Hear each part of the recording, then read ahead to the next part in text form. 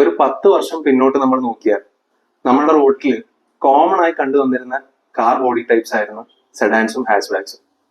അന്നത്തെ മാർക്കറ്റിൽ ഏകദേശം ഒരു 90% ഈ കാറുകൾ തന്നെയാണ് ഇറങ്ങിയിരുന്നത്. പക്ഷെ ഇപ്പൊ നമ്മൾ നോക്കുമ്പോൾ സ്ഥിതി ആകെ മാറി. വെറും 7% 2010 ഇറങ്ങിയിരുന്ന SUV-കളാണ് ഇന്ന് നമ്മുടെ റോഡിൽ രജിസ്റ്റർ ചെയ്യപ്പെടുന്ന കാറുകളിൽ 49%. അതേസമയം 67% വരെ ഉണ്ടായിരുന്ന ഹാച്ച്ബാക്കുകൾ ചുരുങ്ങിയിട്ട് 30% ആവുകയും 24% വരെ ഉണ്ടായിരുന്ന സെഡാൻസ് ചുരുങ്ങിയിട്ട് 8.7% ആവുകയും ചെയ്തു. കഴിഞ്ഞ ഒരു 10 വർഷത്തിൽ അല്ലെ 15 വർഷത്തിൽ ഇന്ത്യയിലെ റോഡ്സിന്റെ ക്വാളിറ്റി കാര്യമായി ഇംപ്രൂവ് ആയിട്ടുണ്ട്. ഇത് നമുക്ക് റോഡ് ക്വാളിറ്റി ഇൻഡെക്സ് ചെക്ക് ചെയ്താൽ മനസ്സിലാവും. 2010 റോഡ് ക്വാളിറ്റി ഇൻഡെക്സ് പ്രകാരം 90-ാം സ്ഥാനത്തുണ്ടായിരുന്ന ഇന്ത്യ ഇപ്പോൾ 46-ാമത്തെ സ്ഥാനത്താണ്. ഒരു റോഡ് ക്വാളിറ്റി ഇൻഡെക്സ് എന്നുള്ളത് 7 പോയിന്റ്സിലാണ് ആക്ച്വലി മെഷർ ചെയ്യുന്നത്. ഇതിൽ 7 പോയിന്റ് നമുക്ക് ലഭിക്കുകയാണെങ്കിൽ അത് ടോപ്പ് ക്വാളിറ്റി റോഡാണെന്നാണ് ഉദ്ദേശിക്കുന്നത്. അപ്പൊ ഈ ഒരു ലിസ്റ്റിൽ 1-ാം സ്ഥാനത്ത് 6.5% പോയിന്റ്സുമായിട്ട് സിംഗപ്പൂരാണ് ഫസ്റ്റ് ഉള്ളത്. അതേസമയം 4.5% ആയിട്ട് ഇന്ത്യയാണ് 46-ാം സ്ഥാനത്തുള്ളത്. അപ്പൊ ഇത്രയൊക്കെ റോഡ്സിന്റെ ക്വാളിറ്റി ഇംപ്രൂവ് ആയിട്ടും ആളുകൾ എന്തുകൊണ്ടാണ് SUV കൂടുതൽ ഓപ്റ്റ് ചെയ്യുന്നത്? ഇതിന് കാരണം എന്തെന്നാല് മുൻപ് കാലത്തൊക്കെ ഒരു ഓഫ് റോഡിങ് റിക്വയർമെന്റ് ഉണ്ടായിരുന്ന ആള് മാത്രം ഓപ്റ്റ് ചെയ്തിരുന്ന SUVs ഇപ്പൊ ഒരു സ്റ്റാറ്റസ് സിമ്പിൾ ആയിട്ടാണ് ആക്ച്വലി കൊണ്ടുനടക്കുന്നത്. കാര്യം അപ്പിയറൻസിൽ കമ്പാരിറ്റീവ്ലി ഒരു ബിഗ്ഗർ കാർ വേണമെന്ന് ആഗ്രഹിക്കുന്നവരും അതുപോലെ തന്നെ റോഡിൽ കുറച്ചുകൂടി ഒരു റോഡ് പ്രസൻസ് വേണമെന്ന് ആഗ്രഹിക്കുന്ന ഓണേഴ്സുമാണ് ഇന്ന് അധികവും SUV പ്രിഫർ ചെയ്യുന്നത്. ഇപ്പോൾ നമ്മുടെ റോഡിൽ സ്ഥിരമായി ഇറങ്ങുന്ന SUV പോലുള്ള ബ്രസ, സെൽട്ടോസ്, ക്രെറ്റ പോലുള്ള കാറുകൾ നോക്കിയാൽ മനസ്സിലാവും. ഇവയൊന്നും കാര്യമായി ഓഫ് റോഡിങ് കേപ്പബിലിറ്റി ഒന്നുമില്ലാത്ത 2 വീൽ ഡ്രൈവ് വെഹിക്കിൾസ് ആണ്. ഈ കാറുകൾ പോലും അഫോർഡ് ചെയ്യാൻ പറ്റാത്ത ആളുകൾ ഉദ്ദേശിച്ചിട്ട് ഒരു ഹാച്ച് ബാക്കിന്റെ എഞ്ചിൻ വെച്ചിട്ട് മൈക്രോ SUVs എന്നുള്ള പേരിൽ കാണാൻ ഒരു ചെറിയ SUV പോലെയുള്ള കുറെ കാറുകളും നമ്മുടെ റോട്ടിൽ ഇപ്പൊ കാണാൻ പറ്റും. ഉദാഹരണത്തിന് എസ്പ്രസോ, എസ്റ്റർ പോലെയുള്ള കാറുകൾ. അപ്പോൾ ഈ ഒരു വീഡിയോയില് എന്തുകൊണ്ടാണ് ഒരു സെഡാൻ അല്ലെങ്കിൽ ഹാച്ച് ബാക്ക് ഒരു SUV-യേക്കാൾ ഒരു ആവറേജ് ഇന്ത്യന് നന്നാവുക എന്നുള്ളതിനെ കുറിച്ചായിരിക്കും നമ്മൾ ഡിസ്കസ് ചെയ്യുന്നത്. പക്ഷെ അതിനു മുമ്പ് ഈ 3 തരം കാറുകളും എങ്ങനെ തിരിച്ചറിയാന്നുള്ളതിനെ കുറിച്ചിട്ട് ഷോർട്ടായിട്ട് ഒന്ന് ഡിസ്ക്രൈബ് ചെയ്യാം. എനിക്കറിയാം, നിങ്ങൾക്ക് മിക്കവർക്കും ഇത് അറിയാമെന്ന്. എന്നാലും അറിയാത്തവർക്ക് വേണ്ടിയിട്ട് ഷോർട്ടായിട്ടൊന്ന് ഞാൻ പറയാം. ഇതിൽ ഒന്നാമത് വരുന്നതാണ് ഹാച്ച് ബാക്സ്. ഒരു ഹാച്ച് ബാക്സ് എന്ന് പറഞ്ഞു കഴിഞ്ഞാൽ ഒരു 2 ബോഡി കൺഫിഗറേഷൻ വരുന്ന ഒരു കാറാണ്. അതായത് എഞ്ചിന്റെ പോർഷൻ ഒന്നും അതുപോലെ തന്നെ കാറിന്റെ പാസഞ്ചേഴ്സ് ഇരിക്കുന്ന പോർഷൻ വേറെ ഒന്നും വരും. ഇത് സാധാരണഗതിയിൽ 5 ഡോർ ആയിട്ടാണ് നമ്മളുടെ നാട്ടിൽ ഇറങ്ങുന്നത്.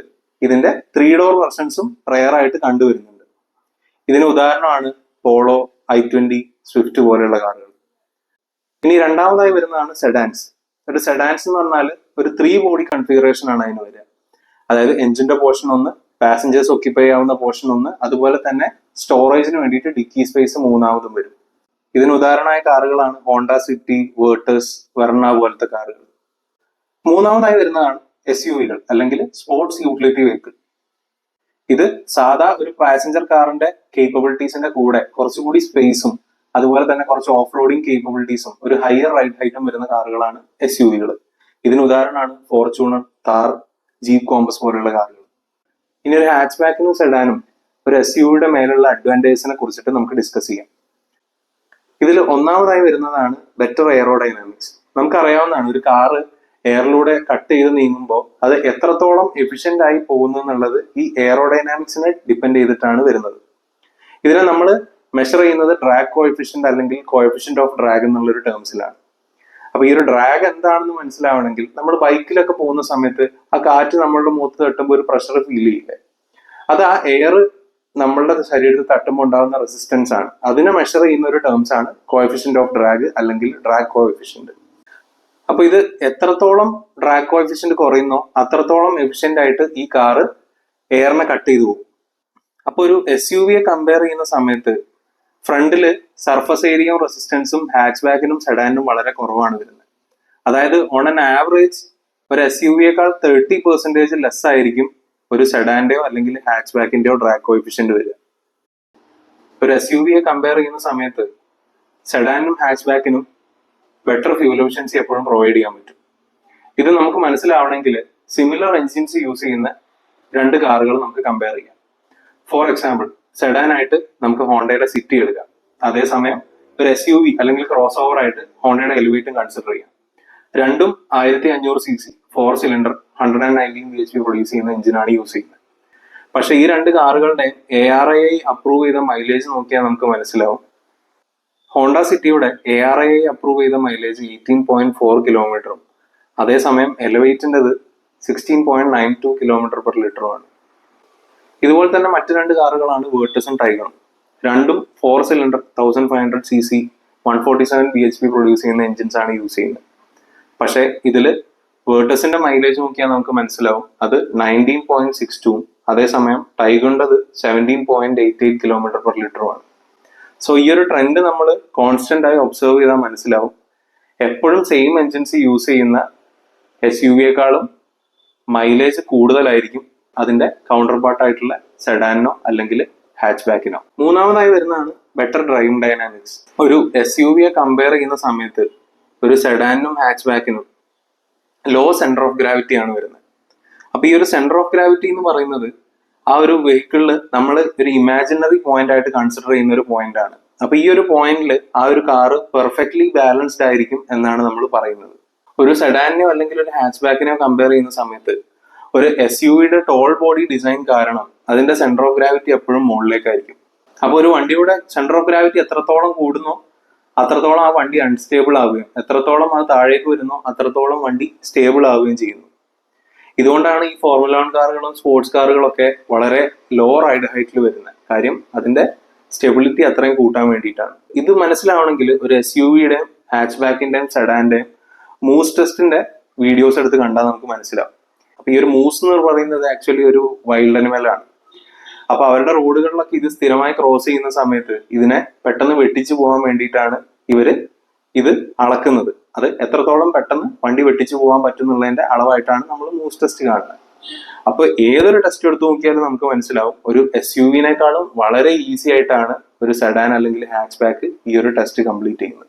ഈ ഒരു കാരണം കൊണ്ട് തന്നെ നമുക്ക് എന്ത് പറയാം, ഒരു SUV-യേക്കാളും സേഫ് ആയിട്ട് വരുന്നത് ഒരു സെഡാൻ അല്ലെങ്കിൽ ഹാച്ച് ബാക്ക് ആണ്. കാര്യം എന്താ വെച്ചാൽ വണ്ടി കൺട്രോൾ പോയിട്ട് മറയാനുള്ള ചാൻസസ് SUV-യെ കമ്പയർ ചെയ്യുന്ന സമയത്ത് സെഡാനും ഹാച്ച് ബാക്കിനും കൂടുതലാണ്. അപ്പൊ ഒരു പ്രോപ്പർ ഡ്രൈവിംഗ് കൾച്ചർ ഇല്ലാത്ത ഇന്ത്യ പോലത്തെ ഒരു രാജ്യത്ത് ഇത് വളരെ റെലവെന്റ് ആണ്.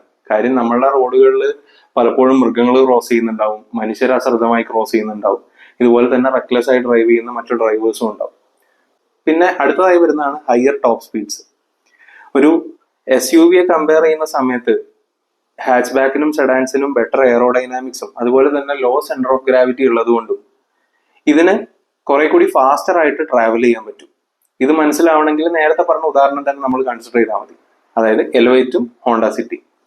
ഇത് രണ്ടിന്റെ ടോപ്പ് സ്പീഡ് എടുത്ത് നോക്കിയാൽ നമുക്ക് മനസ്സിലാവും. ഹോണ്ട സിറ്റിയുടെ ടോപ്പ് സ്പീഡായി പറയുന്നത് 180 km/h അതേസമയം എലവേറ്റിന്റെ ടോപ്പ് സ്പീഡായി പറയുന്നത് 160 km/h ആണ്. അടുത്താണ് പെഡസ്ട്രിയൻ സേഫ്റ്റി. ഒരാൾ ആക്സിഡന്റ് പറ്റി കിടക്കുന്ന സമയത്ത് എല്ലാവരും പോയി വീഡിയോ എടുക്കുന്ന ഈ ഒരു സൊസൈറ്റിയിൽ എത്രത്തോളം റിലവന്റ് ആണെന്ന് എനിക്കറിയില്ല, എന്നാലും പറയാം. ഒരു സെഡാൻ ഒരു നടന്നു പോകുന്ന ആളെ ഇടിക്കുന്ന സമയത്ത് അദ്ദേഹത്തിന്റെ ലോവർ ബോഡിയിലാണ് അത് ഇടിക്കാൻ ചാൻസസ് കൂടുതൽ. അപ്പൊ തന്നെ എന്താണ്, വൈറ്റൽ ഓർഗൻസിനൊക്കെ ഡാമേജ് പറ്റാനുള്ള ചാൻസസ് സെഡാൻ ഇടിക്കുമ്പോൾ കമ്പാരിറ്റീവ്ലി കുറവാണ്. അതേസമയം ഒരു SUV ആണ് ഒരാൾ ഇടിക്കുന്നതെന്ന് വെച്ച് കഴിഞ്ഞാൽ അദ്ദേഹത്തിന്റെ അപ്പർ ബോഡിയിലേക്കൊക്കെ ഇത് ഇടിക്കാനുള്ള ചാൻസസ് കൂടുതലാണ്. അപ്പൊ തന്നെ വൈറ്റൽ ഓർഗൻസ് ഒക്കെ മുകളിലേക്ക് വരുന്നതുകൊണ്ട് തന്നെ ഒരു SUV ഇടിക്കുമ്പോഴാണ് ഒരാൾ മരിക്കാനുള്ള സാധ്യത കൂടുതൽ. അടുത്തതായി വരുന്നതാണ് അഫോർഡബിലിറ്റി. നമ്മുടെ നാട്ടില് വളരെ റിലവന്റ് ആയ ഒരു കാര്യമാണ് ഒരു മിഡിൽ ക്ലാസ് ഫാമിലിനെ സംബന്ധിച്ചിടത്തോളം ഒരു വണ്ടിയുടെ അഫോർഡബിലിറ്റി എന്നുള്ളത്. നമുക്കൊരു സെഡാനെ ഹാച്ച് ബാക്കിനെയും കമ്പയർ ചെയ്യുന്ന സമയത്ത് എപ്പോഴും മനസ്സിലാവും ഒരു SUV-ക്ക് ആയിരിക്കും കൂടുതൽ വെയിറ്റ് ഉണ്ടാവുക. കൂടുതൽ വെയിറ്റ് എന്ന് വെച്ച് കഴിഞ്ഞാൽ അതിന് കൂടുതൽ കമ്പോണൻസ് ആ കാറിൽ യൂസ് ചെയ്യുന്നുണ്ടാവും. അപ്പൊ അതുകൊണ്ട് തന്നെ എന്താണ്, ഒരു SUV-യേക്കാളും ഹാച്ച് ബാക്കിനേക്കാളും കൂടുതൽ പ്രൊഡക്ഷൻ കോസ്റ്റ് SUV-ക്ക് ആയിരിക്കും വരിക. മാത്രമല്ല ടാക്സ് ബെനിഫിറ്റ്സും നമുക്ക് അനുകൂലമായിട്ട് കുറെ വരുന്നത് സെഡാൻസിലും ഹാച്ച് ബാക്സിലും ആയിരിക്കും. കാര്യം സ്മോളർ കാഴ്സിനും CC കുറഞ്ഞ വണ്ടികൾക്കും ടാക്സ് കമ്പാരിറ്റീവ്ലി കുറവായിരിക്കും. എന്ന് കരുതി SUV ആരും വാങ്ങരുതെന്നല്ല ഞാൻ പറയുന്നത്. അത് വാങ്ങുന്നതിന് മുമ്പ് നമുക്കതിന്റെ യൂസ് ആക്ച്വലി വരുന്നുണ്ടോ എന്നുള്ളത് നമ്മളൊന്ന് അനലൈസ് ചെയ്യണമെന്ന് പറഞ്ഞു മാത്രം. ഇപ്പോ സ്ഥിരമായി വെള്ളം കയറുന്ന ഒരു സ്ഥലത്താണ് നിങ്ങളുടെ വീട്, അല്ലെങ്കിൽ റഗ്ഡ് ആയിട്ടുള്ള ടെറൈൻസിലും ഓഫ് റോഡിങ്ങിനൊക്കെ സ്ഥിരമായി നിങ്ങൾ പോകുന്ന ആളാണ്, അല്ലെങ്കിൽ ഒരു അഡ്വഞ്ചറസ് ലൈഫ് സ്റ്റൈൽ ഫോളോ ചെയ്യുന്ന ആളാണ് നിങ്ങൾ, അല്ലെങ്കിൽ 5ൽ കൂടുതൽ ഫാമിലി മെമ്പേഴ്സ് ഉള്ള ഒരാളാണ് നിങ്ങൾ. ഇങ്ങനെയാണെങ്കിൽ നിങ്ങൾക്ക് ഒരു SUV വാങ്ങാവുന്നതാണ്. പക്ഷേ ജസ്റ്റ് അതിന്റെ പ്രസൻസിന് വേണ്ടി മാത്രം വാങ്ങുന്നതിന് മുമ്പ് മേൽ പറഞ്ഞ ഫാക്ടേഴ്സ് കൂടി കൺസിഡർ ചെയ്യുക. മേൽപ്പറഞ്ഞ കാര്യങ്ങൾ നിങ്ങൾക്ക് ഇൻഫോർമേറ്റീവ് ആയി തോന്നി എന്ന് കരുതുന്നു. നിങ്ങൾക്ക് വീഡിയോ ഇഷ്ടമായെങ്കിൽ ഡോണ്ട് ഫോർഗെറ്റ് ടു സബ്സ്ക്രൈബ്.